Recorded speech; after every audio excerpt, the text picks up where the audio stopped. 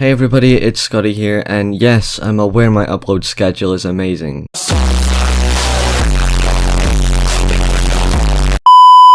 And today I'm going to be talking about Tokyo Ghoul and the Tokyo Ghoul re-anime. So, basically I just want to talk about some of the issues with the anime, and why people who haven't read the manga will be confused about the progression from Season 2 or Route A to Re.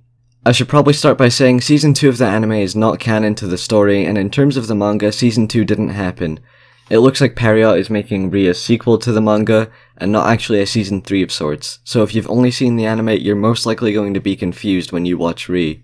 Alright, with that out of the way, in Season 1 of the Tokyo Ghoul anime, we see a lot of things happen in a very short time. In my eyes, it's a bad idea as Periot cut a lot of scenes and really rushed the season as a whole, but it was still enjoyable to me at least. It's only really when you get to Season 2 that the problems arise much further, because, you know, the entire plot of Season 2 just isn't canon. It loosely follows the progression of the manga, but it's pretty much just different entirely. So you know how at the start of Season 2 of the anime, Kaneki has a short little scuffle with Ayato, and then he has a little inner thing about why he's going to join Aogiri to become stronger and protect his friends?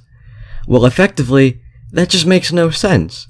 I mean, why would Kaneki say, hey look, the organization that just brutally tortured me is threatening to hurt the people I care about. Looks like I should join the organization so I can get strong enough to stop them from hurting my friends.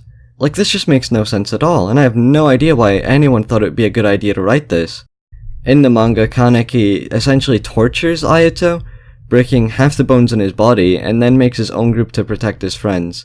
So yeah, Season 2 is really different, and it's just not canon at all. I should also point out that at the end of Season 2 when Hide dies, and Kaneki walks over to the CCG with his body for some reason or another, that just doesn't happen at all, and the circumstances are way different in the manga, and the events of Re do not happen after this.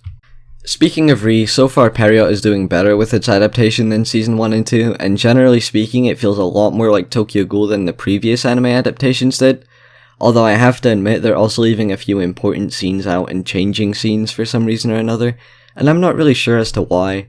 Like, I can understand maybe leaving some scenes out as they only have 20 minutes or so in an episode, but they're changing quite important scenes that, as far as I'm aware, really just don't need to be changed for any reason.